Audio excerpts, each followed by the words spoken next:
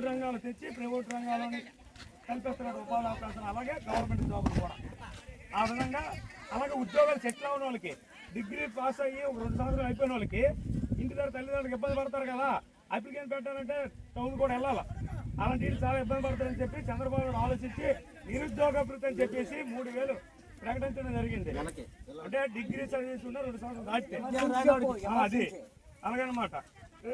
ఈ విధమైన పథకాలు ఇస్తూ చంద్రన్న బీమా అనేది ఇవ్వడం జరిగింది. ప్రమాదవశాత్తు ఏమైనా యువకులు చనిపోయింది అనుకోండి, సంవత్సరం అంటే 1 లక్ష రూపాయలు ఇస్తారనమాట.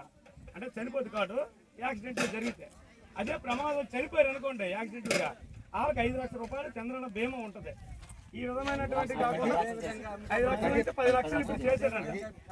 10 లక్షలు ఆ విధమైన పథకాలని జరగడం జరిగింది. కళ్యాణం ఇల్లు కానుకల కింద 1 లక్ష రూపాయలు ప్రకటించారు. అది ఇది ఒకసారి మీరు ఇది ఇస్తాం కదా ఒకసారి